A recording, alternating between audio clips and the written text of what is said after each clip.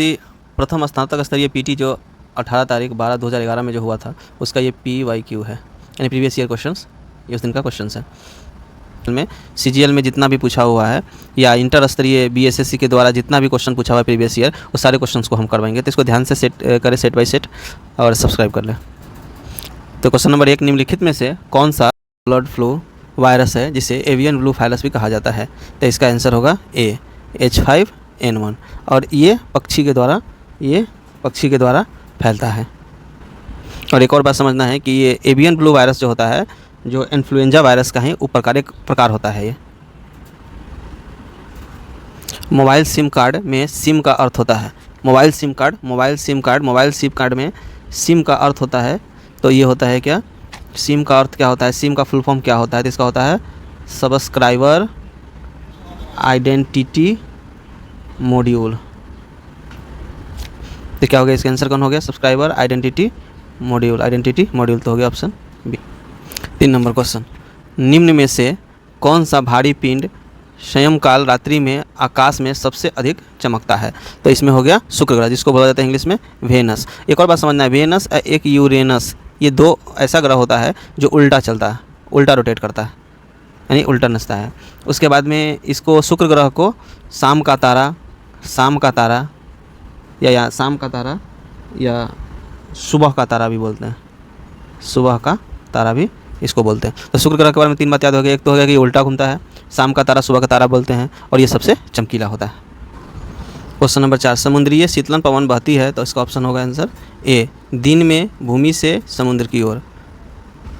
ये 5 number question बहुत ही अच्छा क्वेश्चन है। यदि एक पेंडुलम से दोलन करने वाली घड़ी को पृथ्वी से चंद्रमा पर ले जाया जाए तो घड़ी होगी।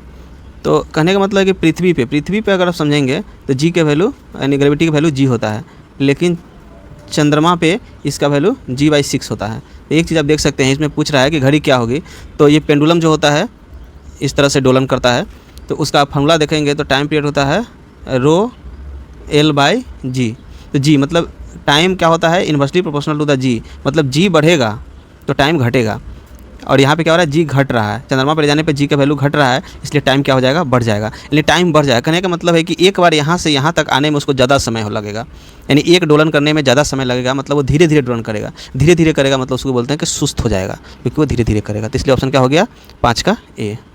क्वेश्चन नंबर 6, जब प्रकाश की तरंग वायु से कांच में होकर गुजरती है तब कौन सा परिवर्तित प्रभावित होता है? यानी कहने का मतलब है कि अगर कोई भी एयर से अगर कांच में इंटर करेगा, प्रकाश अगर इंटर करेगा तो क्या चीज़ बदलेगा? तो एक चीज़ आप याद रखिए कि आवृत्ति कभी चेंज करता ही नहीं है। तो आवृत्ति इसमें भी लिखा है, इसको काट दो, आवृत्ति इसमें भी लिखा है, इसको भी काट दो, आवृत्ति इसमें लिखा है, इसमें काट दो, इसलिए ऑप्शन क्या हो गया, D हो गया। तो आवृत्ति कभी नहीं चेंज करता, उसका वेग चेंज करता है, तरंग दैर्घ्य चेंज करता है, लेकिन अगर प्रकाश एक माध्यम से दूसरे माध्यम में जाता है, मान लो एयर से कांच में चला गया, एयर से वाटर में चला गया, तो उसमें तरंग दैर्घ्य और वेग चेंज करेगा, लेकिन आवृत्ति चेंज नहीं करेगा। आपको याद रखना है, जिसमें भी आवृत्ति होगा कि प्रभावित होगा तो उसको काट देना है, आवृत्ति change.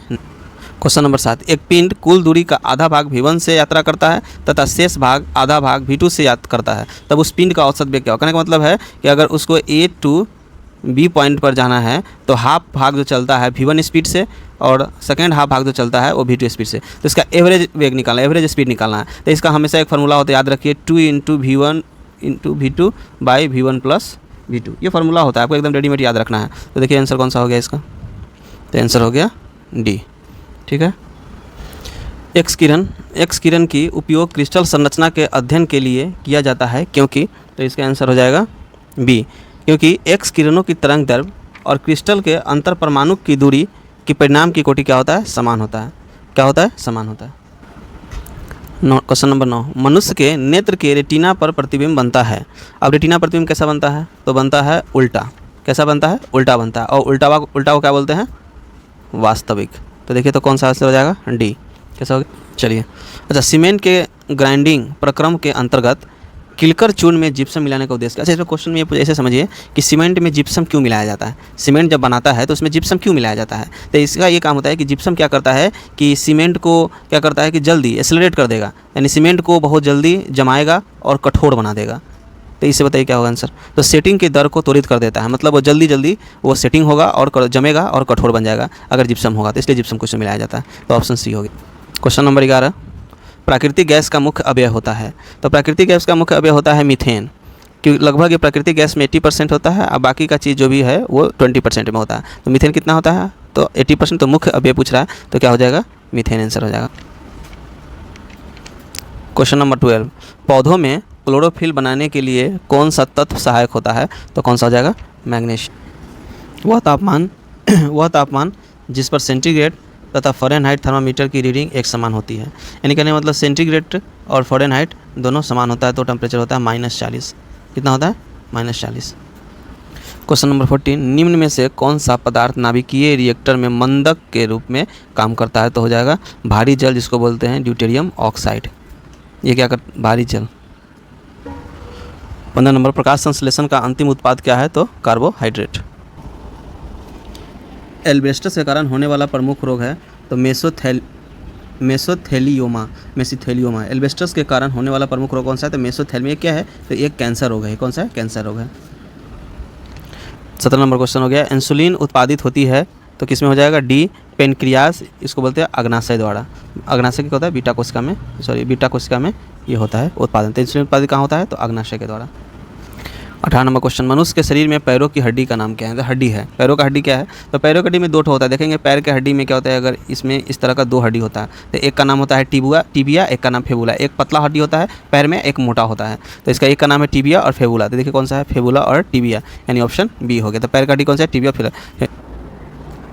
19 number question, vitamin A की कमी के कारण होता है, तो विटामिन ए को बोलते हैं रेटिनॉल। क्या बोलते हैं इसको, विटामिन ए को रेटिनॉल। विटामिन ए को बोलते हैं रेटिनॉल, और ये जनरली पौधे से ये रेटिनॉल प्राप्त होता है, और इसके कारण बीमारी होता है